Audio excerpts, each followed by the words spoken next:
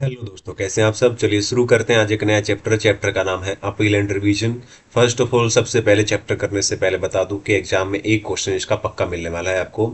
Weightage रहने वाली है इसकी 5 नंबर की। ठीक है, very very very very extreme important chapter. तो चलिए बात करते हैं appeal and revision. Appeal and revision chapter important for exam, definitely 5 number तक की इसकी वेटेज हो सकती है। सबसे पहले बात करते हैं यहाँ पर एक सेक्शन 107। ठीक है ना। मोस्ट मोस्ट जो भी मैंने नोट्स दे रखे हैं सारे मोस्ट इंपॉर्टेंट है। बेकार की चीजें मैंने हटा दी है। ठीक है, तो एकदम मोस्ट इंपॉर्टेंट चीजें मैं कराने वाला हूँ। तो सेक्शन 107 है मोस्ट इंपॉर्टेंट। देखिए, अगर हम बात करें अपील की एंड रिवीजन चैप्टर की, तो यहाँ पे 4 लेवल होते हैं। सबसे पहला लेवल होता है एपीलेट अथॉरिटी का, उसके बाद होता है एपीलेट ट्रिब्यूनल का, और उसके बाद होता है हाई कोर्ट का, और उसके बाद होता है सुप्रीम कोर्ट का। इस तरीके से अपील हम लगा सकते हैं। तो सबसे पहले हम बात करने वाले हैं लेवल 1 की, यानी कि एपीलेट अथॉरिटी की। ठीक है ना। इसके अंदर ये बात आपको ध्यान रखनी है, ठीक है क्या, कि अगर एडजुकेटिंग, ठीक है, अथॉरिटी, इसका मतलब होता है डिपार्टमेंट अगर कोई ऑर्डर पास करता है तो उसके ऑर्डर के अगेंस्ट हम लोग कहाँ अपील कर सकते हैं, अपीलेट अथॉरिटी को कर सकते हैं। अगर ये आपको लिखा मिले, ये एडजुडिकेटिंग अथॉरिटी ऑर्डर अगर ये लिखा मिले तो समझ जाना सेक्शन 107 का क्वेश्चन है, सेक्शन 107 का क्वेश्चन है। उसके बाद इसमें दो चीजें जो मोस्ट इंपॉर्टेंट है वो है टाइम लिमिट और प्री डिपॉजिट अमाउंट। इसके ऊपर एग्जाम में क्वेश्चन बहुत ज्यादा आते हैं। बात करते हैं टाइम लिमिट की, यानी कि अपील कब तक कर सकते हैं। तो अगर बात करें एप्लीकेंट की, एप्लीकेंट भी अपील कर सकता है और डिपार्टमेंट भी अपने ही बंदे के अगेंस्ट अपील कर सकता है। अगर एप्लीकेंट की बात करें तो 3 महीने के अंदर अपील कर सकता है, डिपार्टमेंट अपने लिए थोड़ा ज्यादा टाइम लेता है, 6 महीने के लिए अपील कर सकता है। और यहां पर अगर सफिशिएंट कॉज है तो दोनों के अंदर एक एक महीने का एक्सटेंशन भी मिलता है। एपीलेट अथॉरिटी एक एक महीने का डिले कर सकती है, कोई दिक्कत नहीं है। इसके बाद अगर हम बात करें यहाँ पर प्री डिपॉजिट अमाउंट की, यानी कि अपील करने से पहले, अपील की कंडीशन है कि अपील करना है तो इतना अमाउंट तो आपको जमा कराना पड़ेगा। ठीक है ना, प्री डिपॉजिट। तो ये प्री डिपॉजिट का अमाउंट कैसे निकालते हैं, तो amount of tax, interest, fine, fees and penalty admitted. मान लो, ठीक है ना, मेरे को अपील करनी है एपीलेट अथॉरिटी को, ठीक है ना, तो मेरे को टैक्स, इंटरेस्ट, फाइन और फी और पेनल्टी का वो अमाउंट जो मैंने एडमिट कर लिया है, मैंने डिपार्टमेंट को बोला है कि चलो ये तो मैं एडमिट कर लेता हूं, इतना तो मैं दे दूंगा, टैक्स का, इंटरेस्ट का, फाइन का, फी का, वो तो देना है ही, प्लस उसमें प्लस कर दो। ठीक है ना, सिर्फ टैक्स का अमाउंट, मान लो टैक्स का अमाउंट उन्होंने बोला था 70 लाख और मैंने बोला, ठीक है, कि नहीं 40 लाख रुपीज तो मैं दे दूंगा, यानी कि 40 लाख टैक्स का मैंने एडमिट कर दिया है।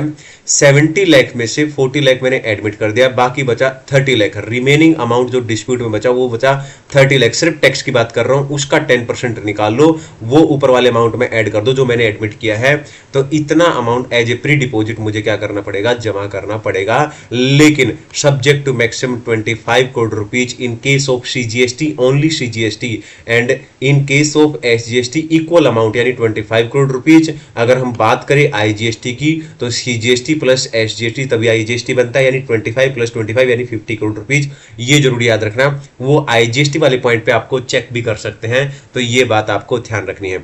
आगे यहां पर एक छोटी सी कंडीशन दे रखी है, provided that no appeal shall be file against an order under section 129(3), under section 129(3), 129 हमने सेक्शन पढ़ा था, ठीक है, और 129 के अंदर हमने पढ़ा था ऑफेंस एंड पेनल्टी चैप्टर के अंदर, तो वहां पर आपको बात याद होगी। तो 129(1) का ऑर्डर जब बात करते हो उसकी बात कर रही है। ये कहता है no appeal shall be file, और अपील फाइल नहीं कर सकते इस ऑर्डर के against unless a sum of equal 25% of penalty, जो भी पेनल्टी हमने वहां पे निकाली है उसका 25% has to be paid to the by the appellant. ठीक है, एपीलेंट को क्या करना पड़ेगा, 25% पेनल्टी का बोला है यहाँ पे, पेनल्टी का 25% एटलीस्ट आपको क्या करना पड़ेगा, you have to paid, right. Clear है। अब यहां पे बात करते हैं कि ये क्वेश्चन तो मैंने करा दिया, सेक्शन तो मैंने करा दिया, सेक्शन 107। पहली बात, पूरे चैप्टर में सबसे इंपॉर्टेंट सेक्शन है ये, ठीक है, इस चैप्टर का सबसे इंपॉर्टेंट सेक्शन है, तो इसको ऐसे ही तो छोड़ नहीं सकते। आइए इसके कुछ प्रैक्टिकल क्वेश्चन देखते हैं। सबसे पहले हम देखने वाले हैं स्टडी मैट का क्वेश्चन नंबर 2। स्टडी मैट का क्वेश्चन नंबर 2 किस पॉइंट में दे रखा है उसके ऊपर बता देता हूं। स्टडी मैट का क्वेश्चन दे रखा है इस पॉइंट के ऊपर कि डिपार्टमेंटल अपील है, डिपार्टमेंट अपील कर रहा है, तो डिपार्टमेंट कितने दिन के अंदर अपील कर सकता है? 6 महीने के अंदर अपील कर सकता है। डिपार्टमेंट क्या कर सकता है? 6 महीने के अंदर अपील कर सकता है। और अपीलेट अथॉरिटी इस टाइम को 1 महीने के अंदर अगर सफिशिएंट कोज है तो एक्सटेंड कर सकती है, ठीक है ना। डिपार्टमेंट खुद कर सकता है, ठीक है ना, या उसको रिक्वेस्ट की गई है तो कर सकता है। तो ये सब बातें इसके ऊपर बेसिकली ये क्वेश्चन है स्टडी मैट का क्वेश्चन नंबर 2। आइए देखते हैं क्वेश्चन नंबर 2 की बात करते हैं। स्टडी मैट का क्वेश्चन नंबर 2 देख लेते हैं, नीचे दे रखा है और ये रहा स्टडी मैट का क्वेश्चन नंबर 2। ये है क्वेश्चन, ठीक है ना। Describe the provision relating to departmental appeal, और यहां पर लिखा हुआ है appellate authority. Appellate authority section 107 के अंदर होता है और उसके अंदर सिर्फ डिपार्टमेंटल अपील के प्रोविजन हमें लिखने हैं। तो डिपार्टमेंटल अपील के प्रोविजन इनको देख लेते हैं, इन्होंने क्या लिखे हैं, ठीक है ना। यहां पे आ जाते हैं, ये रहा आंसर। तो जैसा कि मैंने बताया था 107 सेक्शन लगता है, ठीक है ना। और इसमें जो होता है, ठीक है ना, या तो ऑन यानी ऑन हिज ऑन मोशन, ठीक है ना, या अपॉन रिक्वेस्ट ऑफ एसजीएसटी और यूटीजीएसटी कमिश्नर, ठीक है ना। तो क्या हो सकता है, 6 महीने के अंदर अंदर विद इन 6 मंथ अपील की जा सकती है एपीलेट अथॉरिटी को by the department and it can be delay by 1 month, यानी एक्सटेंड कर सकते हैं इसको 1 month only if there is a sufficient cause, ठीक है ना। तो ये बात याद रखना, ये आपको लिखना है, बात खत्म। आ जाते हैं आगे की तरफ और पढ़ते हैं। तो यहां पर एक क्वेश्चन हमने इसके ऊपर बनाया और देखते हैं कि और क्वेश्चन क्या बना सकते हैं इसके ऊपर। तो यहां पर एक क्वेश्चन है स्टडी मैट का क्वेश्चन नंबर 3। तो स्टडी मैट का क्वेश्चन नंबर 3 अभी नहीं करेंगे क्योंकि वो इस सेक्शन को मिला के और नेक्स्ट वाला सेक्शन जो मैं कराने वाला हूं दोनों को मिला के तब वो क्वेश्चन दे रखा है, तो हम उसको बाद में देखेंगे, ठीक है ना। अब आगे आ जाते हैं और आगे देखते हैं क्या इसके ऊपर और भी कोई क्वेश्चन है। स्टडी मैट का क्वेश्चन नंबर 9 दे रखा है इसके ऊपर, तो आइए स्टडी मैट का क्वेश्चन नंबर 9 देख लेते हैं। स्टडी मैट का क्वेश्चन 107 सेक्शन पे दे रखा है क्वेश्चन नंबर 9। तो आ जाते हैं नीचे की तरफ और क्वेश्चन नंबर 9 देख लेते हैं। क्वेश्चन नंबर 9 पहली बात तो बहुत ही ज्यादा अच्छा क्वेश्चन है, बहुत ज्यादा इंपॉर्टेंट क्वेश्चन है, ठीक है ना। और यहाँ पर ये रहा आपका क्वेश्चन। क्वेश्चन क्या कहता है, क्वेश्चन के अंदर कहता है person to the audit conducted by the tax authority under section 65 issue cause notice, ठीक है ना, was issued under section 74 of CGST act to the home furniture, ठीक है ना। किसको यहाँ पे इशू किया गया नोटिस?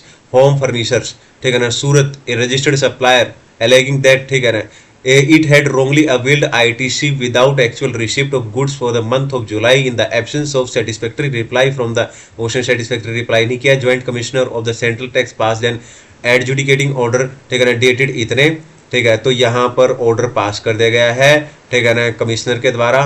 और ये जो है कब ऑर्डर पास किया गया उसकी डेट दे रखी है, लेकिन यहाँ पर हमारे लिए मैटर करता है कि रिसीव कब हुआ है ऑर्डर, वो हमें डेट याद रखनी है, ठीक है ना। तो ये हमें रिसीव हुआ है 22 अगस्त को। कन्फर्मिंग टैक्स डिमांड की गई है यहाँ पर इतने इतने, imposing a penalty equal under the relevant provision of CGST act. Home furniture does not agree with the order pass by the joint commissioner, it decide, ठीक है, to file an appeal with the appellate authority. मैंने आपको बोला था जैसे ही appellate authority, ये देखो कौन ऑर्डर पास कर रहा है, डिपार्टमेंट ऑर्डर पास कर रहा है, डिपार्टमेंट ऑर्डर पास कर रहा है, ठीक है ना। और डिपार्टमेंट जब ऑर्डर पास करता है उसको बोलते हैं एडजुडिकेटिंग, ठीक है ना, अथॉरिटी, मैंने आपको बोला था, ठीक है। और उसका अपील, उसके ऑर्डर के अगेंस्ट हम अपील कहाँ फाइल करते हैं? एपीलेट अथॉरिटी को। ये लेवल 1 अपील होती है, यहाँ पर अंडर सेक्शन 107 के अंदर अपील करते हैं, ठीक है ना। तो यहाँ पर कुछ क्वेश्चन पूछे गए हमसे, इनका जवाब देना है। कैन होम अप्लायंस, ठीक है ना, sorry, can home furnitures file an appeal to appellate authority? बिल्कुल कर सकती है, yes. Against the adjudicating authority, ठीक है ना, order pass by joint commissioner, ठीक है, डिपार्टमेंट ने जो ऑर्डर पास किया, बिल्कुल। इफ यस, ठीक है ना, till what date can be appeal file? तो देखिए याद रखना दोस्तों, ठीक है, जब डिपार्टमेंट अपील फाइल करता है from the date of communication of order, इसको हम बोल सकते हैं from the date of received of order. तो जब सामने वाले व्यक्ति को, अपीलेंट को, ठीक है ना, रिसीव हुआ है या कम्युनिकेट किया गया उसको ऑर्डर, वहां किसी डेट से लेकर, मैंने आपको बताया था एप्लीकेंट के पास 3 महीने होते हैं, हालांकि सफिशिएंट कोज होने पर उसको एक्सटेंड किया जा सकता है 1 मंथ। मैंने आपको ये क्वेश्चन आपको कराया है, ठीक है ना, आप ऊपर नोट्स में देख सकते हैं, ठीक है। तो ये मैंने करा दिया है, ठीक है, ये मैं आपको दिखा देता हूँ। ये सबसे पहले यहाँ पे मैंने कराया था, देखिए। तो मैंने आपको बताया था ठीक है ना, कि जो डिपार्टमेंट का ऑडिट है उसके अगेंस्ट हम एपीलेट अथॉरिटी को अपील कर सकते हैं, कोई दिक्कत नहीं है। और एप्लीकेंट की यहाँ पे बात की गई है, ठीक है ना, तो एप्लीकेंट 3 महीने के अंदर कर सकता है, और 3 महीने का टाइम जो है सफिशिएंट कॉज होने पर एक महीने के लिए बढ़ाया जा सकता है बाई एपीलेट अथॉरिटी, ठीक है ना। एंड एक बात याद रखना, ये 3 महीने कहाँ से लिए गए हैं, कहाँ से काउंट किए गए हैं, ठीक है ना, ये 3 महीने काउंट किए गए जब डिपार्टमेंट का ऑर्डर हमें रिसीव हुआ है वहां से, या कम्युनिकेट किया गया वहां से। तो रिसीव या कम्युनिकेट ये वर्ड याद रखने हैं दोस्तों। तो आ जाते हैं क्वेश्चन की तरफ वापिस, क्वेश्चन नंबर 9। तो यहां पर रिसीव वर्ड लिखा हुआ है, रिसीव कब हुआ है 22 अगस्त, इसके 3 महीने, तो 22 अगस्त से लेके अगस्त के बाद सितंबर, अक्टूबर, नवंबर, तो 22 अगस्त ऑन 22 ठीक है ना, 22 अगस्त या उससे पहले, ठीक है ना, ये आ जाएगी डेट इसकी। तो ये हमने बात यहाँ पे कर ली है। तो इसका क्वेश्चन नंबर 1 का आंसर आप देखना चाहे तो क्वेश्चन नंबर 1 का आंसर आप देख सकते हैं, ठीक है ना। क्वेश्चन नंबर 1 का ये रहा। तो पहला क्वेश्चन है कि क्या होम फर्निचर्स अपील कर सकते हैं एपीलेट अथॉरिटी को, तो सवाल ये है। तो आंसर यहां पर आपके सामने है, यस, ठीक है ना, can file an appeal to the appellate authority as per section 107। Time limit क्या रहेगा, विद इन 3 मंथ, हाउएवर, ठीक है, there is a sufficient cause then it can be extend by 1 month by appellate authority, ठीक है ना। And ठीक है ना, अब अगर इसकी डेट निकालें तो मैंने आपको बताया था रिसीव कब हुआ है, from the date of receive उसके 3 महीने निकालो। तो 22 अगस्त को रिसीव हुआ, वहां से 3 महीने निकालो दोस्तों। तो 3 महीने निकालोगे तो 22 नवंबर। तो इसलिए जो है appeal can be file on और बिफोर 22 नवंबर, ठीक है ना। आई होप क्लियर है क्वेश्चन। तो आगे की तरफ चलते हैं और यहाँ पर नेक्स्ट पॉइंट पढ़ते हैं, इसका क्वेश्चन नंबर 9 का नेक्स्ट पॉइंट पढ़ते हैं। तो सेकंड को जो क्वेश्चन पूछा गया है उससे पहले मैं आपको थर्ड करा रहा हूं, सेकंड क्वेश्चन बाद में करेंगे, ठीक है ना। ये सेकंड ऐसा क्वेश्चन है दोस्तों जो यहां पर नहीं दे रखा है, नोट्स के अंदर नहीं मिलेगा आपको, ठीक है ना। ये आप जब स्टडी मैट अंदर से पढ़ोगे तो शायद तभी मिलेगा, ठीक है ना। तो मैंने भी इतनी डिटेल में नहीं पढ़ा, लेकिन जब मैंने क्वेश्चन किया तो ही मैं इस क्वेश्चन को समझ पाया।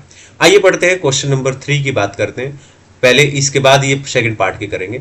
Home furnitures is view that there is no requirement of paying pre deposit, ठीक है ना। गलत बात है भाई, क्या आप क्या कहोगे इस बारे में आप, प्री डिपॉजिट तो जरूरी है, ठीक है ना। तो ये यहाँ पर ये तो गलत बोल रहा है, ठीक है ना। और एज पर 107 सेक्शन के अंदर एपीलेट अथॉरिटी को प्री डिपॉजिट इंपॉर्टेंट है। एप्लीकेंट के मामले में मैंने आपको बताया था जितना अमाउंट टैक्स का, इंटरेस्ट का, पेनल्टी का, फीस का सब जो एडमिट किया है वो प्लस में 10% of remaining amount of tax under dispute, ठीक है ना, ये बात है। तो यहाँ पर क्वेश्चन नंबर, इसका क्वेश्चन नंबर 9 का थर्ड पार्ट देख लेते हैं दोस्तों। तो यहाँ पर ये रहा, इसका थर्ड पार्ट आप लोग देख सकते हैं, यहाँ पर ये रहा थर्ड पार्ट। तो होम फर्नीचर का जो व्यू है वो तो करेक्ट नहीं है, ठीक है ना, एज पर लॉ नहीं है, एज पर प्रोविजन नहीं है। क्यों? क्योंकि देखिए जो भी टैक्स, इंटरेस्ट, फाइन, पेनल्टी का जो अमाउंट एडमिट किया है वो तो देना है ही, प्लस में टैक्स का वो अमाउंट जो एडमिट नहीं किया है, सिर्फ टैक्स की बात की गई है, रिमेनिंग अमाउंट जो डिस्प्यूट में जो एडमिट नहीं किया गया उसका 10% भी ले लो, लेकिन subject to maximum 25 crore. This 25 crore belongs to only CGST, ठीक है ना। एंड एसजीएसटी का भी यहाँ पे 25 करोड़ है, अगर आईजीएसटी होता तो 50 करोड़ हो जाता। ये बात भी आपको ध्यान रखनी है। अब इसका सेकंड पार्ट पढ़ लेते हैं और सेकंड पार्ट पे आ जाते हैं। ये रहा इसका second part, does home furniture need to approach both.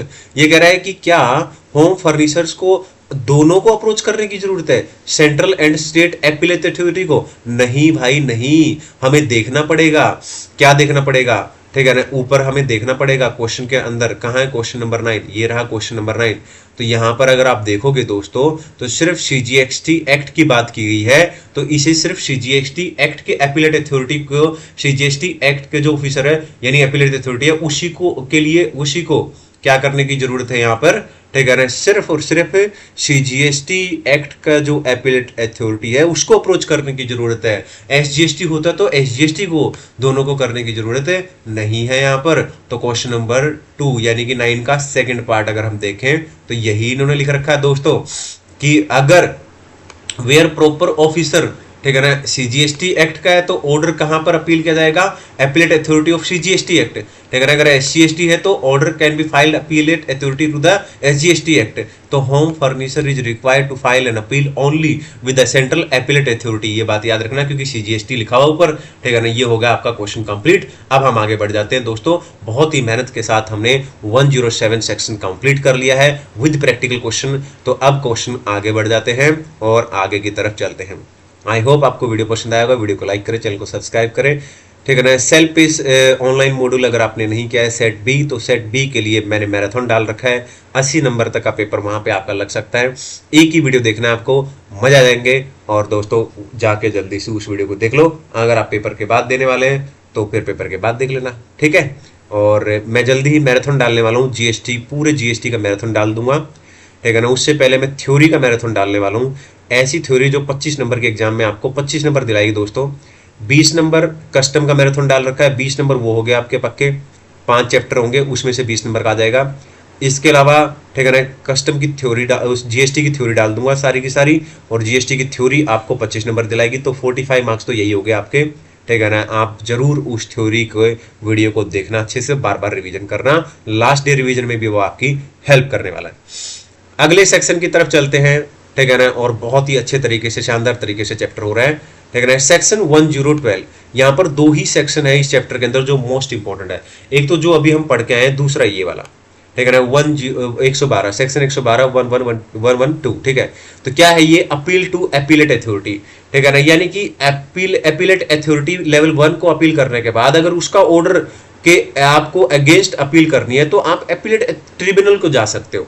तो यहां पर बात करते हैं टाइम लिमिट की, यहां पर भी टाइम लिमिट और प्री डिपॉजिट की बात करेंगे, जैसे कि हमने वहां बात की थी। अगर बात करें एप्लीकेंट के लिए या फिर डिपार्टमेंट के लिए, तो एप्लीकेंट के लिए वहां पे भी 3 महीने होता था, वहां पे भी 6 मंथ होता था, यहाँ पे भी है। लेकिन बात करें अगर सफिशिएंट कॉज है तो एक्सटेंशन की, तो यहाँ पे 1 मंथ होता था, यहाँ पे 3 मंथ कर दिया इन्होंने, और यहाँ पर कोई भी एक्सटेंशन डिपार्टमेंट को अलाउड नहीं है, ठीक है ना। ओके, लेकिन सवाल ये उठता है कि टाइम लिमिट कब से कब तक अलाउड है, मतलब from the order of appellate authority. Appellate authority का जो ऑर्डर आया है उस ऑर्डर से 3 महीने या 6 मंथ लेने हैं दोस्तों। अब बात करते हैं प्री डिपॉजिट का अमाउंट, और फिर करेंगे क्वेश्चन नंबर 3 स्टडी मेट का, क्योंकि ये जो क्वेश्चन नंबर 3 है ये सेक्शन 107 और 112 दोनों को मिलाकर दे रखा है, ठीक है ना। आइए इसके भी प्री डिपॉजिट की बात करते हैं। तो वहां पर भी यही बात लिख रखी थी कि amount of tax, interest, fine, fees and penalty admit किया गया है वो ले लो, ठीक है ना। वहां पर जो एडमिट किया गया था उसके अलावा जो एडमिट किया गया है एक्स्ट्रा वो लेना है, यहां पर ये बात ध्यान रखना। प्लस, ठीक है ना, यहाँ पे 10% रेट था, इसकी जगह पे 20% रेट कर दो। रिमेनिंग अमाउंट ऑफ टैक्स, सिर्फ टैक्स की बात की गई, इसमें बहुत लोग कंफ्यूज होते हैं। जो डिस्प्यूट अमाउंट है टैक्स का जो एडमिट कर लिया, उसके अलावा जो अमाउंट है रिमेनिंग अमाउंट ऑफ टैक्स जो अंडर डिस्प्यूटेड है, ठीक है ना, वो लेना है। और सब्जेक्ट टू मैक्सिमम यहाँ पे 25 करोड़ था, यहाँ पे आ गया है दोस्तों 50 crore rupees only under CGST, और एसजीएसटी के अंदर 50 करोड़। तो बोथ यहाँ पर आईजीएसटी की बात करें तो 100 करोड़। आईजीएसटी के ऊपर भी क्वेश्चन ट्रिकी पूछ सकते हैं वो, तो कंफ्यूजन होने की जरूरत नहीं होनी चाहिए। आई होप क्लियर है। अब इसके ऊपर क्वेश्चन पूछा गया है प्री डिपॉजिट के ऊपर, स्टडी मेट का क्वेश्चन नंबर 3 देखने वाले हैं। तो आइए बात करते हैं दोनों सेक्शन को मिलाकर स्टडी मेट का क्वेश्चन नंबर 3। तो किस तरीके का क्वेश्चन है स्टडी मेट का क्वेश्चन नंबर 3, आइए देखते हैं। यहां पर ये रहा क्वेश्चन नंबर 3। तो ये है क्वेश्चन नंबर 3। क्वेश्चन नंबर 3 कहता है विद रेफरेंस टू सेक्शन 107 112 यानी सेक्शन 107 और 112 के अंदर अमाउंट, ठीक है ना, specify the amount of mandatory pre deposit. ये कह रहा है कि आपको बताना है कि जब एपीलेट अथॉरिटी सेक्शन 107 की बात करते हैं, अपील करते हैं, या एपीलेट ट्रिब्यूनल सेक्शन 112 के अंदर अपील करते हैं, तो प्री डिपॉजिट जो अमाउंट है वो आपको बताना दोनों के अंदर। तो दोनों के अंदर मैं आपको करा चुका हूं, यहां पर इन लोगों ने क्या लिख रखा है वो भी मैं आपको दिखा देता हूं। क्वेश्चन नंबर 3 की बात करते हैं, तो यहां पर क्वेश्चन नंबर 3 आप देख सकते हैं दोस्तों। सेक्शन 107 के अंदर जो मैंने बताया था वही यहां पर लिखा हुआ है। एडमिटेड वाला अमाउंट चाहे टैक्स, इंटरेस्ट, पेनल्टी, फी किसी का भी हो, और 10% ऑफ अमाउंट, ठीक है, रिमेनिंग टैक्स जो डिस्प्यूट के अंदर है वो subject to maximum 25 crore rupees in case of CGST and 25 crore rupees in case of SGST and IGST के केस में 50 करोड़ रुपीज। एंड इसके अलावा अगर सेक्शन 112 की बात करें तो वही केस है, यहाँ पे भी admitted but this amount is additional, ठीक है ना, and there is 20% rate, and यहाँ पर 25 की जगह पे हो जाएगा 50 करोड़ रुपीज। ये बात आपको पता होगी, और यहाँ पर ये क्वेश्चन भी अपना खत्म हो जाता है। आगे चलते हैं, 2 सेक्शन हमने कंप्लीट कर लिए दोस्तों। सेक्शन 107 वेरी इंपॉर्टेंट, अब ज्यादा टाइम लगने वाला नहीं है। सेक्शन 112 मोस्ट इंपॉर्टेंट, ठीक है ना। अब आगे चलने वाले हैं, ठीक है ना। सेक्शन 112 के अंदर कुछ और पॉइंट है जो मैंने दे रखे हैं, ये तो मोस्ट इंपॉर्टेंट थे। सेक्शन 112 के अंदर कुछ और पॉइंट है जो और मैंने दे रखे हैं, और मेरे हिसाब से ये पॉइंट भी मोस्ट इंपॉर्टेंट है, और यहाँ पे आपको चेक किया जा सकता है। 2.5 नंबर का क्वेश्चन, 2.5 मतलब एक 5 नंबर का क्वेश्चन जैसे एग्जाम में आएगा ना, तो उसके 2 पार्ट बना रखे होंगे ए और बी करके। तो पार्ट ए के अंदर हो सकता है कि ये वाला क्वेश्चन आपसे पूछ ले, या बी के अंदर एक क्वेश्चन पूछ ले, तो 2.5 नंबर का क्वेश्चन ये पूछ सकते हैं आपसे।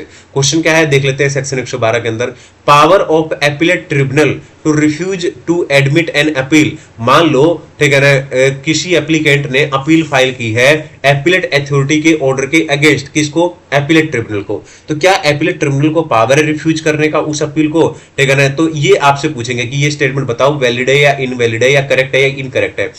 तो पहली बात, एपीलेट ट्रिब्यूनल को इस तरीके की पावर नहीं है, इनकरेक्ट है, ठीक है ना। लेकिन आगे फिर आपको आंसर लिखना है, इट कैन बी रिफ्यूज कर सकता है appellate tribunal to admit an appeal where, कहां पर, अगर ये तीन चीजें हैं तो क्या है, टैक्स, ये याद कर लेना, टैक्स और आईटीसी, टैक्स और आईटीसी, दो वर्ड याद कर लेना, आगे वर्ड याद हो जाएगा इन्वॉल्व, टैक्स और आईटीसी। फिर एक वर्ड याद कर लेना डिफरेंस किसमें, इन टैक्स और इन आईटीसी इन्वॉल्व। तो ये दो क्वेश्चन याद हो गए, 2 पॉइंट याद हो गए। फिर इसके अलावा अगर फाइन का, फीस का या पेनल्टी का जो अमाउंट है वो अगर 50,000 रुपए से ज्यादा नहीं है, डज नॉट एक्सीड 50,000 रुपीज, अगर ये चीज है, ठीक है ना, तो वहां पर क्या कर सकता है एपीलेट ट्रिब्यूनल, रिफ्यूज कर सकता है एडमिटेड टू अपील। बोलो क्लियर है, ये याद कर लेना दोस्तों, ठीक है ना। मुझे लग रहा है कि ये क्वेश्चन चेक कर सकते हैं वो, और 2.5 मार्क्स का, और ये क्वेश्चन बहुत अच्छा है, और इसके ऊपर स्टडी मैट में क्वेश्चन नंबर 5 भी दे रखा है, मैं आपको दिखा देता हूँ स्टडी मैट का क्वेश्चन नंबर 5। तो आ जाते हैं एक बार स्टडी मैट पे, और ये रहा क्वेश्चन नंबर 5। क्वेश्चन इस तरीके से आ सकता है, एपीलेट ट्रिब्यूनल हैज डिस्क्रिशन, ठीक है ना, टू रिफ्यूज, ठीक है, to admit an appeal, examine the correctness of the statement is incorrect, ठीक है ना। तो यहाँ पे आपको सेम जो मैंने आपको लिखवाया वही आंसर इन लोगों ने लिख रखा हुआ।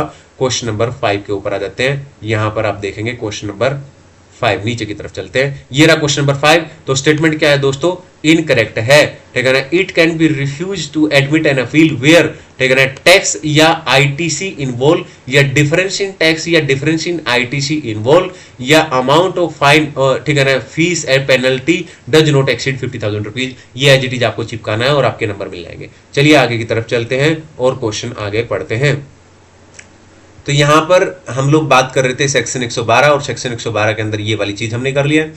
इस पॉइंट के ऊपर वो एमसीक्यू चेक कर सकते हैं, fees for filing the appeal. जब हम अपीलेट ट्रिब्यूनल को, ठीक है ना, अपील करते हैं तो उसके अंदर फीस क्या होती है, तो ये कहता है कि ये देखना पड़ेगा आपको, ठीक है ना, कि जो आपका टैक्स का अमाउंट है, ठीक है ना, तो आपको एवरी 1 लाख रुपीज पर, एवरी 1 लाख रुपए पे 1,000 रुपए, 1,000 for every 1 lakh rupees of tax. However fees shall not exceed, ठीक है ना, however fees shall not exceed 25,000, मतलब सब्जेक्ट टू मैक्सिमम 25,000। कैसे बोल दो, बात तो एक ही है। तो ये कह रहा है कि हर एक जो टैक्स का अमाउंट है उसका अमाउंट देख लेना, 1 लाख रुपए के लिए 1,000, 1 लाख रुपए के लिए 1,000, 1 लाख रुपए के लिए 1,000, लेकिन 25,000 से ज्यादा का फीस का अमाउंट नहीं हो सकता। ये भी एमसीक्यू के अंदर ट्रिकी पॉइंट पूछ सकते हैं, there shall be no fees for application made before the appellate authority. ये कहता कोई फीस नहीं लगेगी, कब नहीं लगेगी, ठीक है ना, फॉर रेक्टिफिकेशन ऑफ एरर। ये दोस्तों याद रख लेना, इसको रख लेना कि रेक्टिफिकेशन ऑफ एरर के लिए कोई भी फीस नहीं लगती। अगर हम एपीलेट अथॉरिटी को अपील करते हैं तो हो सकता है इसके ऊपर एमसीक्यू चेक कर ले। बोलो क्लियर है।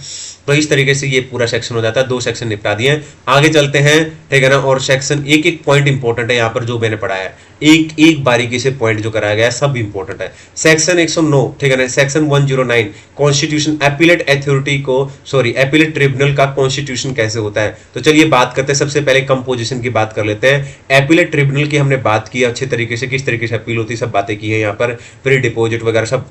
अब बात करते हैं कंपोजिशन। इसके अंदर दोस्तों 2 बेंच होती हैं। कितनी बेंच होती है? 2। एक को बोलते हैं प्रिंसिपल बेंच और एक को बोलते हैं स्टेट बेंच, ठीक है ना। जो प्रिंसिपल बेंच होते हैं ना दोस्तों, ये सिर्फ प्लेस ऑफ सप्लाई के मैटर को देखती है, बाकी सारे मैटर्स को स्टेट बेंच देखती है। और अगर प्रिंसिपल बेंच के अंदर अगर हार जाते हैं तो सुप्रीम कोर्ट के अंदर डायरेक्ट अपील फाइल कर सकते हैं, लेकिन स्टेट बेंच के अंदर अगर हार जाते हैं तो हाई कोर्ट के अंदर अपील कर सकते हैं विद इन 180 डेज। अब बात करते हैं दोस्तों की प्रिंसिपल, ठीक है ना, जो यहाँ पर बात की गई है प्रिंसिपल बेंच और स्टेट बेंच। तो प्रिंसिपल बेंच के अंदर 4 लोग होते हैं और स्टेट बेंच के अंदर 3 लोग होते हैं। इसके अंदर प्रेसिडेंट होता है, इसके अंदर प्रेसिडेंट नहीं होता, या ध्यान रखना जुडिशियल मेंबर यानी एक जज बंदा हो सकता है, ठीक है ना, और इसके अंदर 2 जुडिशियल मेंबर होते हैं, ये बात ध्यान रखना दोस्तों। टेक्निकल मेंबर सेंटर का यहाँ पे भी होता है और टेक्निकल मेंबर सेंटर का यहाँ पे भी होता है, टेक्निकल मेंबर स्टेट का यहाँ पे भी होता है और यहाँ पे भी होता है।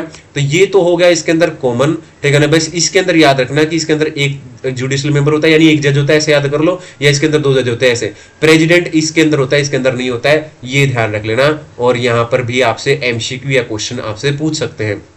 आगे की तरफ चलते हैं, और मुझे पता नहीं क्यों लग रहा है कि हो सकता है दोस्तों ये क्वेश्चन आपसे पूछ ले जाए क्वेश्चन, ठीक है ना। ये कंडीशंस आपसे पूछ सकते हैं, ठीक है ना। ये कंडीशंस क्या है आइए जानते हैं, ठीक है ना। सिंगल मेंबर इसी के अंदर है ये, कभी आपको लगे कि पहला पॉइंट मैंने ये कराया है, ठीक है ना, सेक्शन 109 के अंदर, ठीक है ना, पहला कंपोजिशन कराया पॉइंट, दूसरा पॉइंट मैं करा रहा हूं ये सेक्शन 109 के अंदर क्या है ये पॉइंट, ये देख लेते हैं। सिंगल मेंबर बेंच, ये कह रहा है कि क्या कोई ऐसी बेंच हो सकते हैं जिसके अंदर एक ही मेंबर डिसीजन दे, बिल्कुल हो सकता है, लेकिन उसके अंदर कुछ कंडीशंस है दोस्तों। अगर ये कंडीशन फुलफिल हो जाती है तो एक ही मेंबर यहां पर डिसीजन दे सकता है।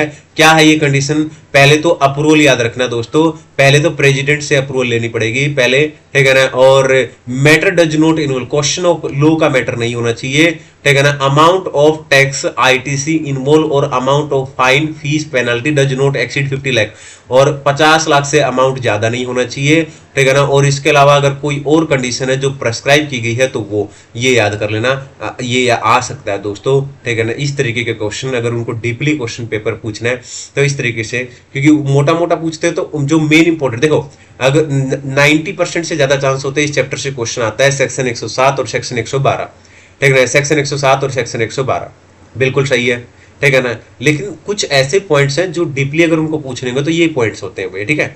आगे चलते हैं, सेक्शन 108 की बात की गई है यहाँ पे RA, और ये सेक्शन 108 अब की बार आ सकता है, क्यों, क्योंकि शायद इसका MTP में क्वेश्चन दे रखा था MTP 1 के अंदर, ठीक है ना, कि RA के पास क्या पावर होती है। तो यहाँ पे 2 क्वेश्चन है दोस्तों जो आपको याद करने हैं सेक्शन 108, और ये रट्टा लगाने वाले क्वेश्चन है RA, ठीक है ना, यानी रिविजनल अथॉरिटी सेक्शन 108 लिखा रहेगा, सेक्शन 108 या RA लिखा रहेगा, रिविजनल अथॉरिटी लिखा रहेगा। Power of RA to revise order pass by the subordinate order officers, ये कह रहा है कि क्या पावर्स, ठीक है ना, क्या पावर्स हैं, ठीक है ना, RA के पास to revise order pass by subordinate, ठीक है ना। तो ये यहाँ पर मैंने दे रखा है 1 2 3 चीजें दे रखी है दोस्तों, और दूसरा क्वेश्चन इसके नीचे दे रखा है, वो याद करना है इसी का, ठीक है ना। तो पहले RA में ऑन हिज ऑन मोशन और upon information received by him on request from SGST और UTGST कमिश्नर कॉल फॉर, ठीक है ना, and examination record of any proceeding. तो RA क्या कर सकता है, ठीक है ना, RA एग्जामिन कर सकता है रिकॉर्ड ऑफ एनी प्रोसीडिंग, ठीक है ना, जो उसके सबऑर्डिनेट ने किया है। कब कर सकता है, या तो खुद या किसी से इंफॉर्मेशन मिली है या रिक्वेस्ट मिली है कमिश्नर वगैरह से, तो इस तरीके से। Next, on examination of case record if RA is of view that, अगर वो एग्जामिनेशन करने के बाद उसको लगता है view that decision order pass by any officer subordinate to whom in erroneous, ठीक है ना, इलीगल इनप्रॉपर हैज नॉट, ठीक है ना, taken into account material fact, यानी कि सही नहीं है ऑर्डर, इलीगल है, इम्प्रॉपर है, मैटेरियल फैक्ट इग्नोर किए गए हैं, he may stay operation of such order for period of deficit, तो वो उस पर स्टे लगा सकता है। बात खत्म दोस्तों, ठीक है ना, बोलो क्लियर है। पहले वाले में क्या दे रखा था कि वो क्या कर सकता है, वो एग्जामिन कर सकता है प्रोसीडिंग्स को, ठीक है ना, उनके रिकॉर्ड्स को, प्रोसीडिंग जो चल रही है उसके रिकॉर्ड को, है ना, खुद से कर सकता है या किसी के रिक्वेस्ट पे कर सकता है या इन्फॉर्मेशन मिलती है उसके। तो ये हो गया मोटे मोटे पॉइंट, इस पे स्टे लगा सकता है ना, अगर उसको लगता है इलीगल है ऑर्डर, ठीक है ना, मैटेरियल फैक्ट नहीं लिए गए हैं सबऑर्डिनेट ने, ये सब।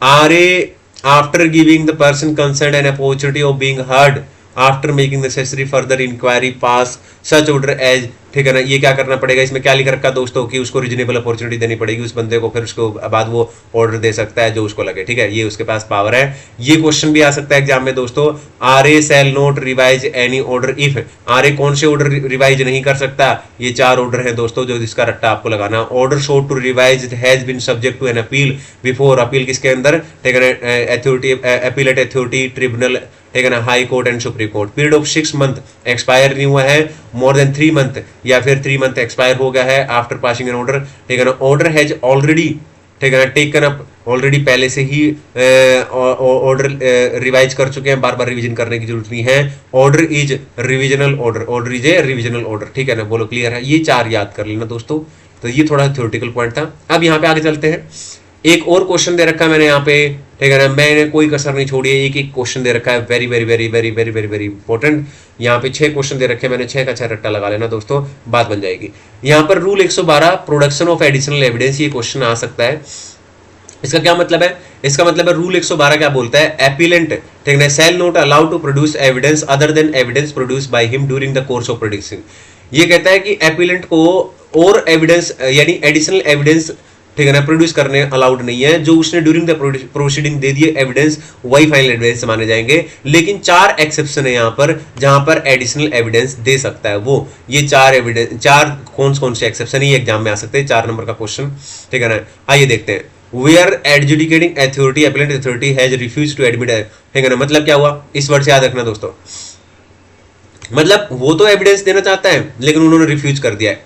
आगे, वेयर एपिलेंट, ठीक है ना, वाज प्रिवेंटेड, या उसको रोक दिया गया, ठीक है ना, by sufficient cause from producing the evidence, और ये वर्ड याद रखना, which he was called upon to produce, मतलब he was called upon to produce, उसको कॉल किया गया था, कॉल्ड अप किया गया था, ठीक है ना, प्रोड्यूस करने के लिए, बट देन सफिशिएंट कॉज के रहते हुए उसको रोक दिया गया। लेकिन यहाँ पर ये वर्ड यहाँ पे नीचे नहीं लिख रखे हैं, बाकी ये सेम है, ये वाला और ये वाला, यहाँ पे भी वही है, प्रिवेंटेड वर्ड, बस ये ही was called upon produce word मत लिखना, ठीक है ना। आगे चलते हैं, नेक्स्ट में है, ठीक है ना, वेयर एडजुडिकेटिंग अथॉरिटी और appellate authority has made final order, ठीक है ना, the order appealed against without giving sufficient, ठीक है ना, तो रीजनेबल अपॉर्चुनिटी दी नहीं है प्रोड्यूस करने के लिए, तो ये ऐसे एक्सेप्शन हो जाएगा 4। और इसके बाद बचता है लास्ट में एक क्वेश्चन दोस्तों, सेक्शन 121, ठीक है ना, जो एग्जाम में आता है, डायरेक्ट पूछेंगे आपसे, section 121 order against which no appeal can be file, कौन कौन से ऑर्डर है जिसके अंदर अपील फाइल नहीं कर सकते। ये क्वेश्चन मुझे टिप्स पे याद हो गया दोस्तों, आपको भी टिप्स पे याद हो जाना चाहिए। टी का मतलब होता है ट्रांसफर, आई का मतलब होता है इंस्टॉलमेंट, और पी का मतलब होता है प्रोसिक्यूशन, ठीक है ना, और एस का मतलब क्या होता है, सीजर, ठीक है ना। तो ट्रांसफर और proceeding from one officer to another officer, जब हम प्रोसीडिंग एक ऑफिसर से दूसरे ऑफिसर को ट्रांसफर करते हैं, ठीक है ना, उसके लिए जो ऑर्डर पास किया गया है, ठीक है ना। आई मतलब इंस्टॉलमेंट, इंस्टॉलमेंट में कहां पेमेंट करते हैं, सेक्शन 80 पढ़ा होगा दोस्तों आपने, जहां पर लिखा था कि पेमेंट अगर कमिश्नर अलाउ करे तो पेमेंट कर सकते हैं। इंस्टॉलमेंट में मैक्सिमम 24 इंस्टॉलमेंट अलाउड होती है, ठीक है ना, जहां तक मुझे धुंधला याद है, लेकिन 24 ही होती है, धुंधला क्या, एक बार बताना आप लोग कमेंट में। एन ऑर्डर सैंक्शन, ठीक है ना, prosecution under CGST, prosecution under CGST act, ठीक है ना, एंड सीज कर रहे हैं, ठीक है ना, ऑर्डर पर्टेनिंग टू सीज, क्या seize, books of account register and other, ठीक है ना। इसके ऊपर क्वेश्चन दे रखा है स्टडी मेट का क्वेश्चन नंबर 7। आइए मैं दिखा देता हूं क्वेश्चन नंबर 7, और क्वेश्चन नंबर 7 की बात कर लेते हैं दोस्तों। यहां पर ये रहा क्वेश्चन नंबर 7। क्वेश्चन नंबर 7 में देखो कि इस तरीके से एग्जाम में क्वेश्चन आएगा, with reference to provision section 121, ठीक है ना, specify the order against which no appeal can be filed, बस सीधा सीधा आंसर लिख देना है, जो मैंने लिखा है वही, और यहाँ पर इन्होंने भी वही लिख रखा होगा, क्योंकि भैया लिखना यही है तो और क्या लिख सकते हैं।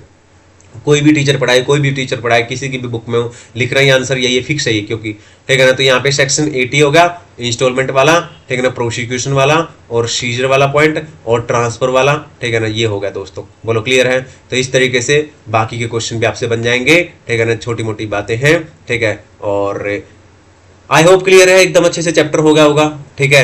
और मैं अब बहुत जल्द एक चैप्टर और डालने वाला हूं, और एक चैप्टर डालने के बाद उसके बाद मैं आपको थ्योरी के सारी थ्योरी कंपाइल करके एक मैराथन उसके ऊपर देने वाला हूं। सारी थ्योरी कंपाइल कर दूंगा, मैराथन उसके ऊपर मिल जाएगा आपको 25 नंबर के लिए, वो एग्जाम के लिए तैयार हो जाएगा आपका। लास्ट डे अगर आप रिवीजन करना चाहें तो 25 नंबर आपके वहां से हो जाएंगे, ठीक है ना। तो आप बहुत अच्छे से आप वहां से कर सकते हैं बार बार रिविजन। तो चलिए आज के लिए इतना ही दोस्तों, मिलते हैं एक नई क्लास के साथ, बाय, थैंक यू।